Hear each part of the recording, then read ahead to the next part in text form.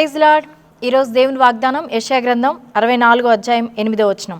యెహోవా, నీవే మాకు తండ్రివి, మేము జిగటమన్ను, నీవు మాకు కుమ్మరివాడవు, మేమందరము నీ చేతి పని అయి ఉన్నాము. మన ప్రభువు పరమ కుమ్మరి, మన జీవితాలను చక్కగా మలచగలిగినవాడు. అందుకే బబులోను చెరలో బంధకాల్లో మగ్గిపోతున్న ఇశ్రాయేలు ప్రజలు దేవుడి సన్నిధిలో చేస్తున్న ప్రార్థన ఇక్కడ కనబడుతుంది.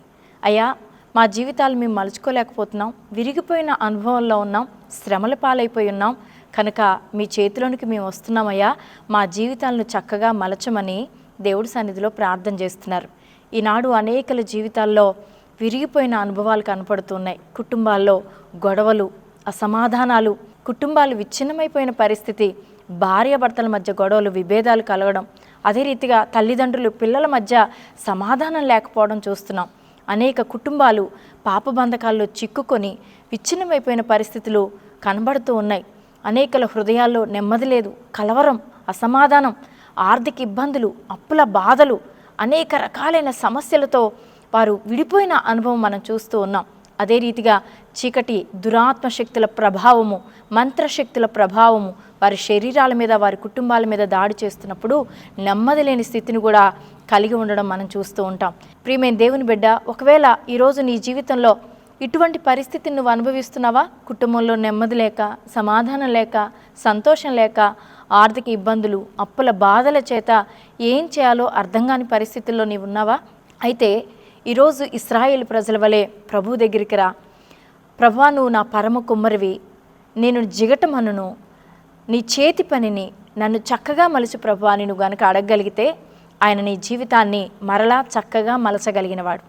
ఈరోజు నీ జీవితంలో అనేక రకాలైన నష్టాలు, కష్టాలు, రోగాలు, వ్యాధులు, బలహీనతలు, బంధకాలు, నీ కుటుంబంలో రకరకాలైన పరిస్థితులను బట్టి చాలా వేదన చెందుతున్నావు. ప్రభు సన్నిధిలోకి వచ్చి ప్రార్థించినప్పుడు నీ జీవితంలో ఉన్న ఈ ప్రతి పరిస్థితుల్లో నుంచి దేవుడు నిన్ను విడిపించి యోగ్యమైన పాత్రగా, మహిమ కలిగిన పాత్రగా, ఘనత కలిగిన పాత్రగా, శ్రేష్టమైన పాత్రగా, గౌరవప్రదమైన పాత్రగా, వాడుకొనదగిన పాత్రగా దేవుడు నిన్ను చేస్తాడు.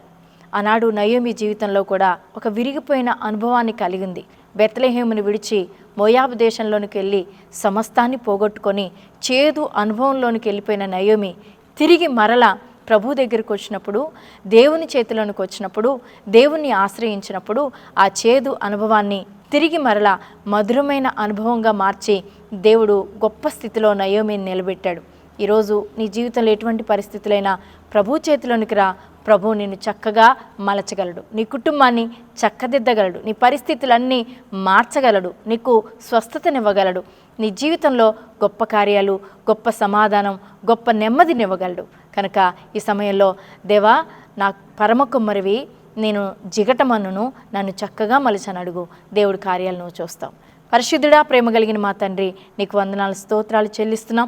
ఈరోజు ఎంతమంది బిడ్డలు విడిపోయిన అనుభవంలో, విరిగిపోయిన అనుభవంలో ఎన్ని బిడ్డలు ఉన్నారో ప్రభా, వారందరినీ జ్ఞాపకం చేసుకొని వారి కుటుంబాల్లో గొప్ప నెమ్మది, సంతోషం, సమాధానం, ఆరోగ్యము, ఆశీర్వాదం అనుగ్రహించి దీవించమని యేసు నామములో ప్రార్థిస్తున్నాం తండ్రి. ఆమేన్.